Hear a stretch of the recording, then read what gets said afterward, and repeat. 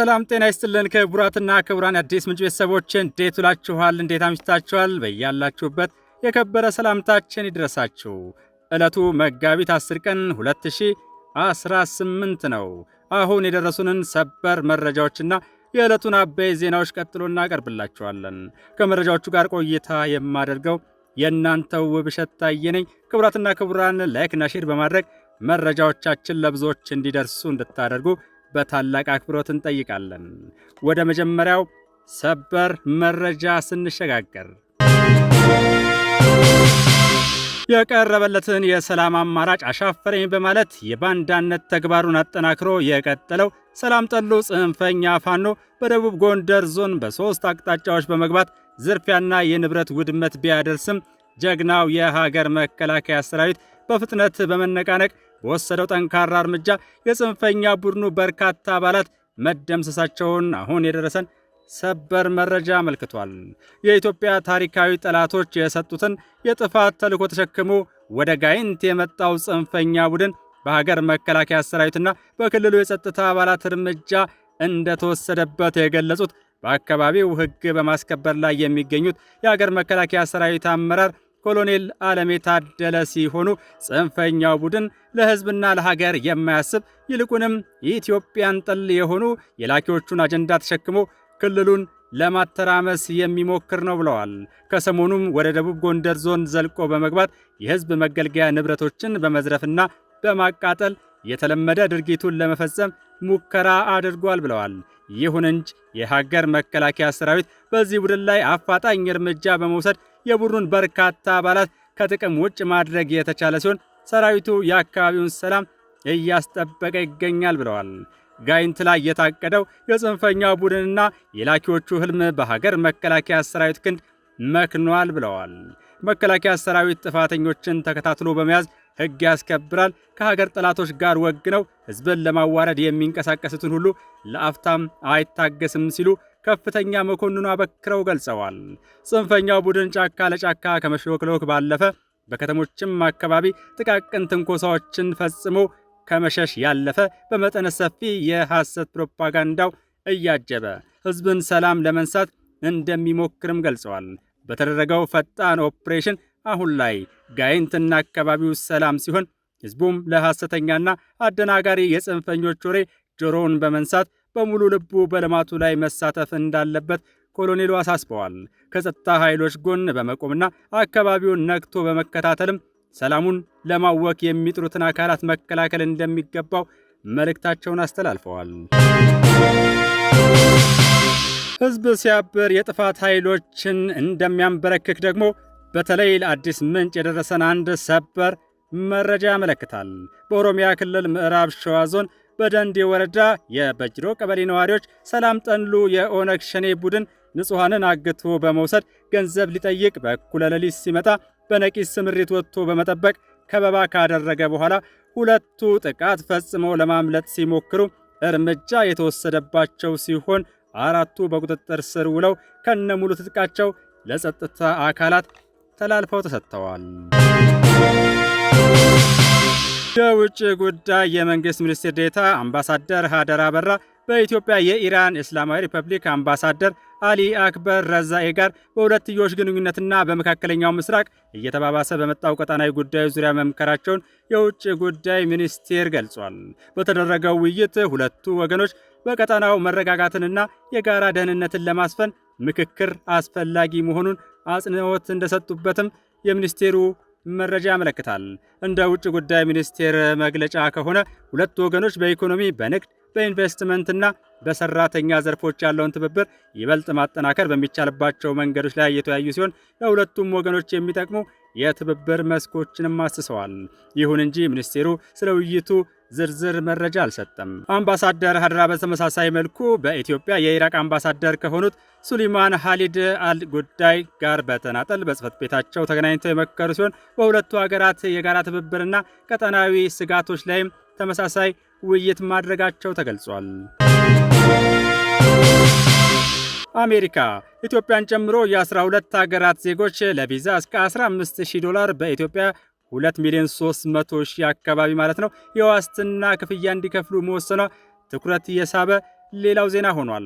የፕሬዝዳንት ዶናልድ ትራምፕ አስተዳደር የቪዛ ጊዜያቸውን አጠናቀው ለማይወጡ መንገደኞች ላይ የማስጠንቀቂያ መልእክት በተለያዩ አማራጮች ሲያስተላልፍ እንደቆየ የሚታወቅ ሲሆን አሁን በተሰማው መረጃ ኢትዮጵያን ጨምሮ የ12 ሀገራት ዜጎች ለቱሪስትና ለንግድ ቪዛ ሲያመለክቱ እስከ $15000 የሚደርስ ተመላሽ የሚሆን የዋስትና ክፍያ እንዲከፍሉ ወስኗል። ይህ አዲስ መመሪያ ከመጪው ሚያዝያ 2 ቀን ጀምሮ ተግባራዊ የሚሆን ሲሆን ኢትዮጵያ፣ ጆርጂያ፣ ቱኒዚያ፣ ሞንጎሊያ እና ሌሎች 8 ሀገራትን ያካተተ ነው። በዚህም የዋስትና ክፍያ የሚጠየቅባቸው ሀገራት ቁጥር 50 መድረሱ ተጠቁሟል። እንደ አሜሪካ የውጭ ጉዳይ ሚኒስቴር ገለጻ የዋስትና ክፍያው መጠን እንደ አመልካቹ ሁኔታ $5000፣ $10000 ወይም $15000 ሊሆን የሚችል ሲሆን መጠኑ የሚወሰነው በቪዛ ቃለመጠይቅ ወቅት እንደሆነም ተገልጿል።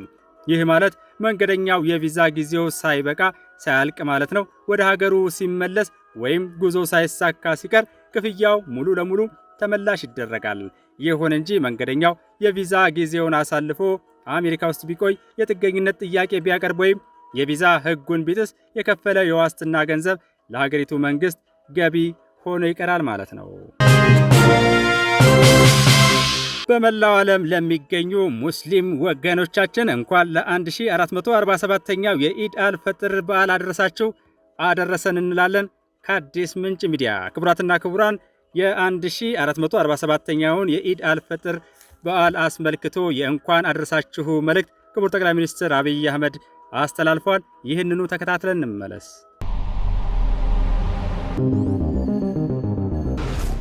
እንኳን ለኢድ አልፈጥር በዓል አደረሳችሁ። በሕዝበ ሙስሊሙ ዘንድ ኢድ አልፈጥር የበረከት በዓል ተደርጎ ይታመናል። ሮመዳንም የአላህ ሱብሓነሁ ወተዓላ ደግነት የሚገለጥበት፣ ውድ ስጦታዎችን ለሰው ልጆች የሰጠበት ወር ነው።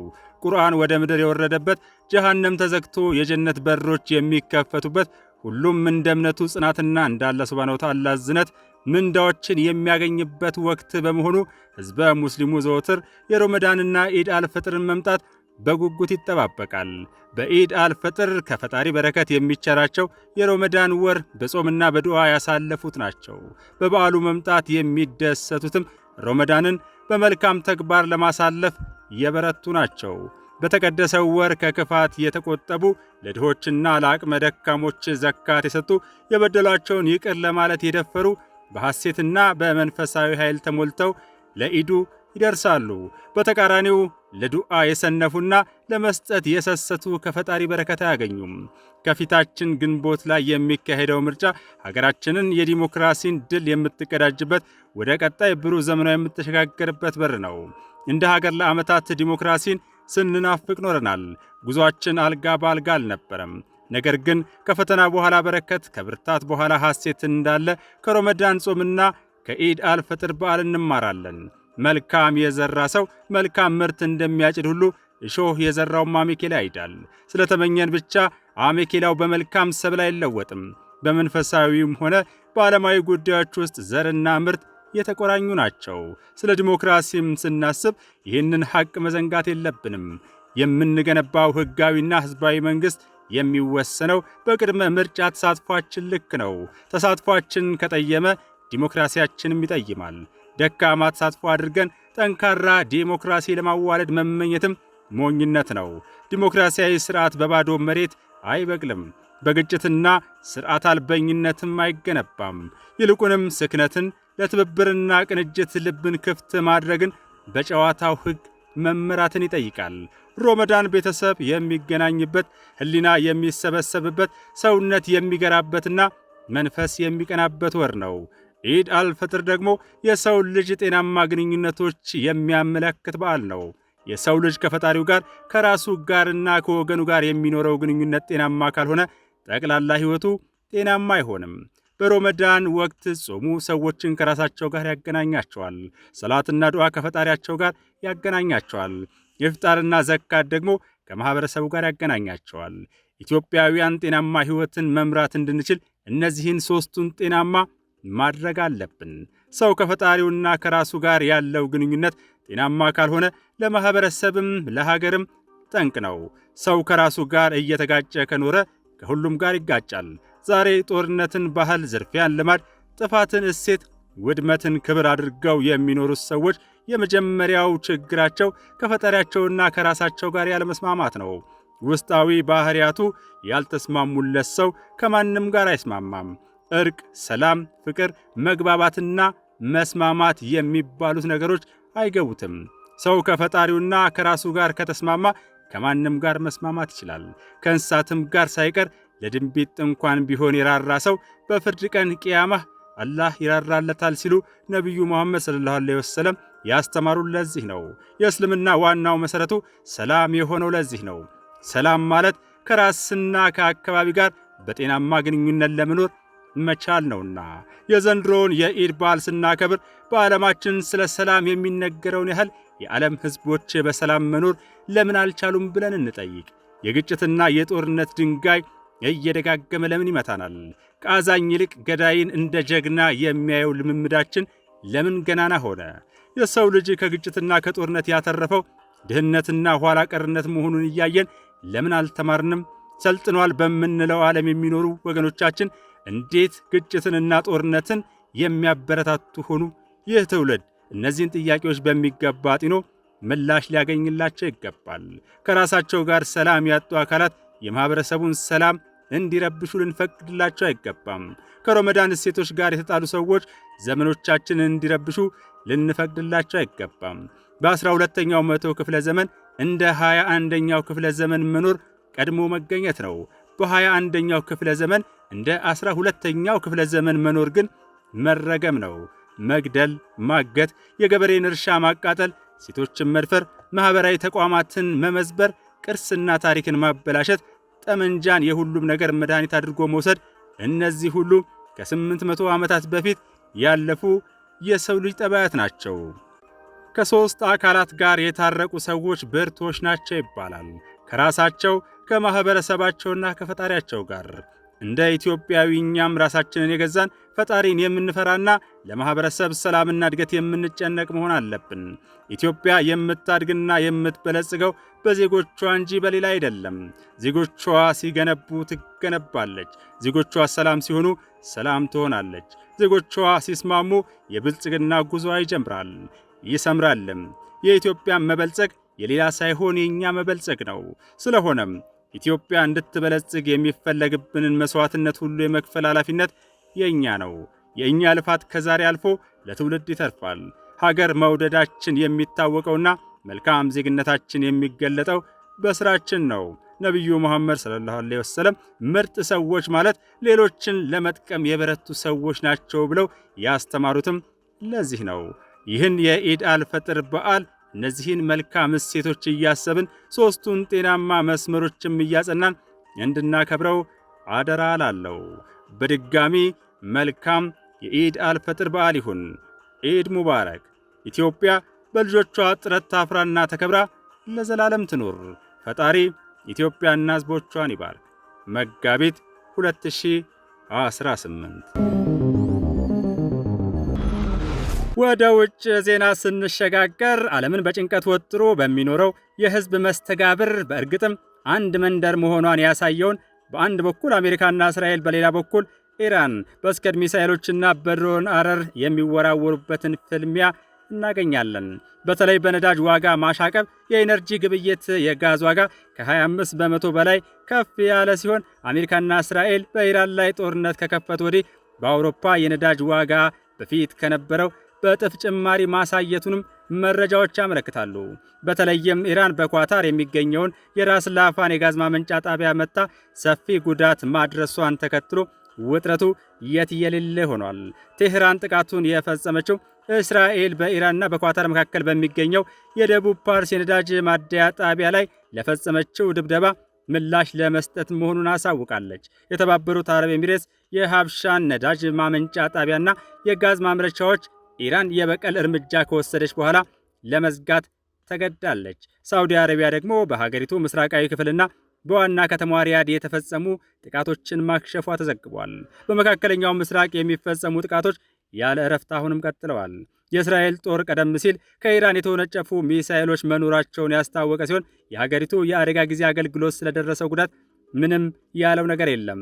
ይህ የሆነው የእስራኤል ጦር በትላንትናው ዕለት በሰሜን ኢራን ለመጀመሪያ ጊዜ በኢላማዎች ላይ የአየር ድብደባ መጀመሩን ከተናገረ በኋላ ነው።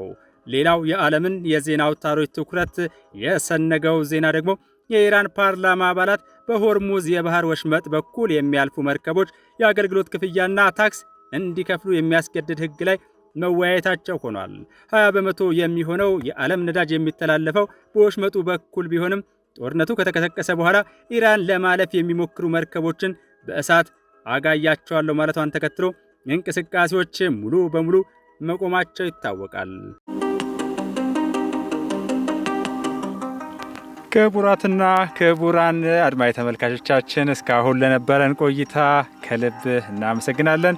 ሁላችሁም ከመውጣታችሁ በፊት እንደተለመደው ላይክና ሼር በማድረግ መረጃዎቻችን ለብዙዎች እንዲደርሱ እንድታደርጉ በአክብሮት እንጠይቃለን። በተጨማሪም ከስር በሚታይ የኢትዮጵያ ንግድ ባንክ ቁጥር አዲስ ምንጭ ሚዲያን በማበረታታት የአስተማማኝ ወቅታዊ የተጣሩና የተመዘኑ መረጃዎች የሚቀርቡባትን ሚዲያችንን ይደግፉ፣ ያሳድጉ ስንል የአክብሮት ጥሪያችንን እናቀርባለን። የአዲስ ምንጭ የምን ጊዜ መልእክታችን ሰላም ለኢትዮጵያ የሚል ነው።